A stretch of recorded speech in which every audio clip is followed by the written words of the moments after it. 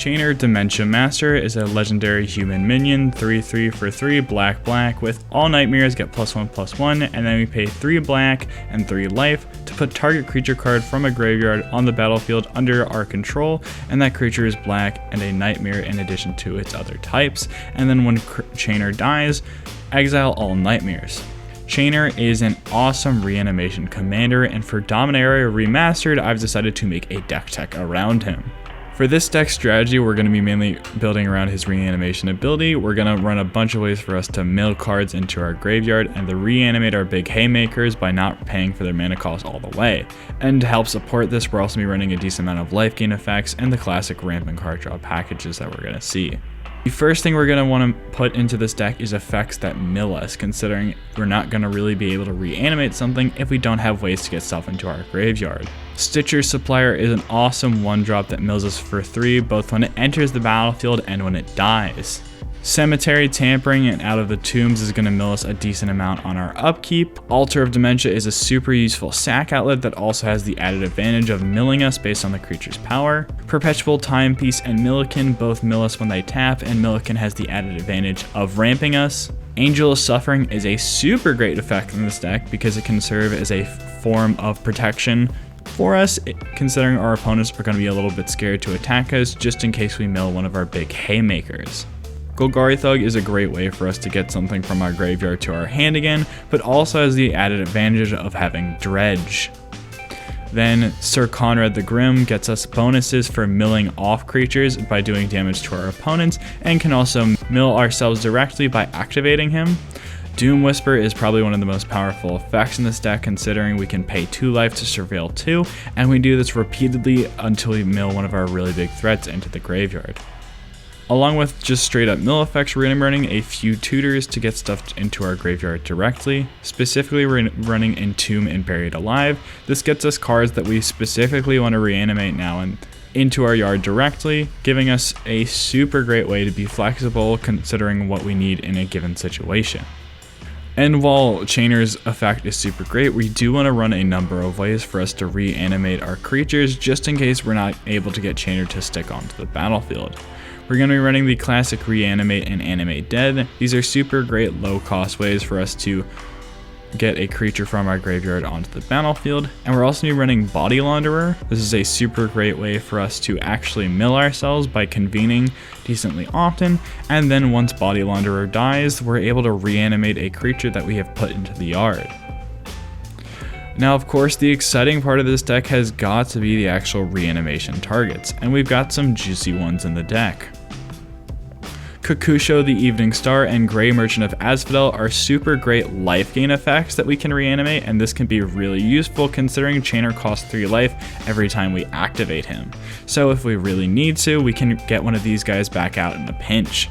Specifically, Gary is going to be really good because when he ETBs, we're also dealing damage to our opponents. Meteor Golem allows us to destroy any non-land permanent when it enters the battlefield, and considering we're in mono black, this is going to be pretty helpful since there's going to be a few things that we're going to have a lot of trouble targeting. We're also going to be running Massacre Worm. This is a mini board wipe that can take out a lot of our opponent's super low powered utility creatures and mana dorks.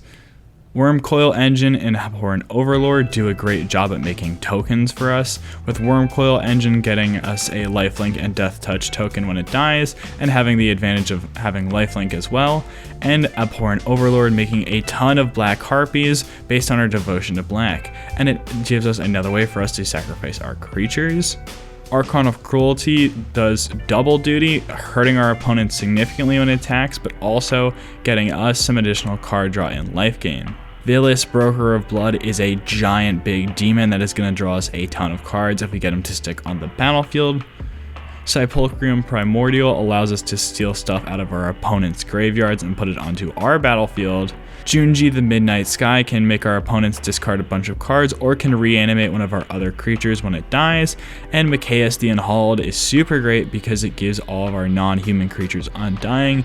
And considering a lot of our big reanimation targets are on enter the battlefield or death triggers, being able to reuse them multiple times with undying is going to be super great for us.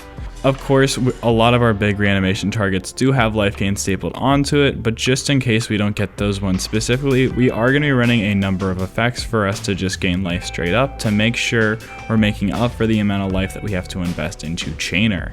Specifically, we're going to be running 2 equipment that give creatures lifelink. We're going to be running Basilisk Collar and Shadow Spear. These are great ways of giving our creatures lifelink, and Shadow Spear has the added advantage of giving the creatures trample, but also lets us deal with our opponent's permanents if they're hexproof or indestructible. Whip of Erebos is going to give all of our creatures lifelink and is actually able to help reanimate our creatures temporarily, but we do need to be careful considering they do get exiled if they die during the turn we reanimate them with Whip of Erebos.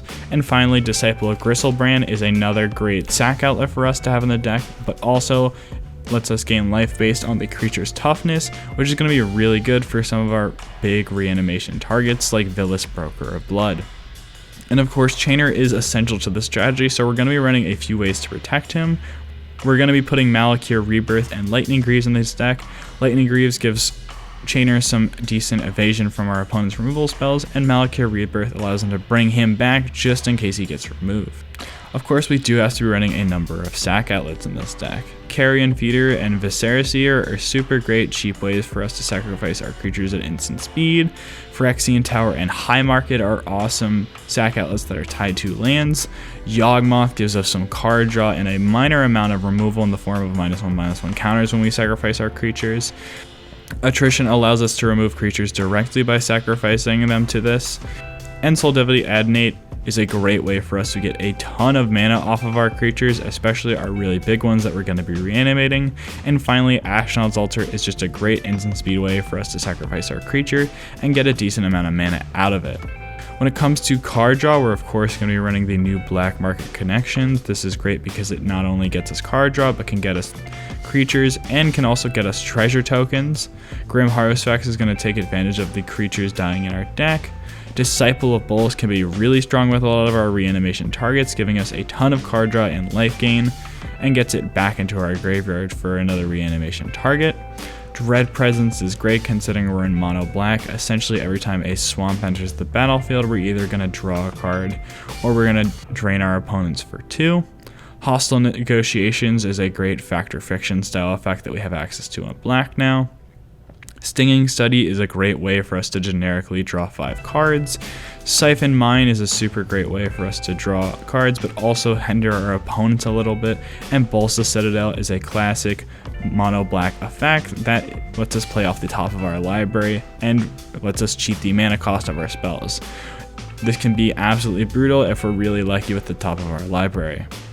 For ramp, we're going to be running a pretty standard package with Soul Ring, Solemn Simulacrum, Jet Medallion, Wayfarer's Bauble, Mindstone, Everflowing Chalice, and Cryptghast being our main forms of ramp here, along with the effects that I listed before and with stuff like Ashnod's Altar.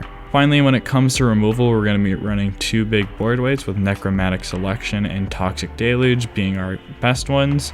We're going to be running a lot of generic removal effects with Feed the Swarm, Snuff Out, and Hog Remolling. We're also, of course, going to be running Demon's Disciple and Fleshbag Marauder. These are great because it allows us to make our opponent sacrifice creatures and gets us some added benefits by having our own creatures die. Then we're also running Force of Despair. This is a great way to deal with a lot of creatures that entered the battlefield at one time and can be really backbreaking to a token player. Deadly Rollick is going to let us exile a creature and it's completely free if we call Chainer. And Defile is a great way for us to get around things that are indestructible, giving the creature -1/-1 for each swamp we control, which is usually going to be enough to remove something considering this is a mono black deck. For the lands, it's a pretty standard package, but some notable lands that we're going to be including are War Room, Takanuma the Abandoned Mine, Nykthos Shrine to Nyx, Gyri Sanitarium, Bajuka Bog, Castle Lockwing, Crypt of Agadim, and Witch's Cottage. Other than that, we're going to be running some mostly generic black effects, stuff like Cabal Coffers, and a lot of just swamps in general. Nothing too complicated for the mana base side. If you enjoyed this deck tech and want to check out some of my other ones, you should check out this deck tech I made on Joda the Unifier.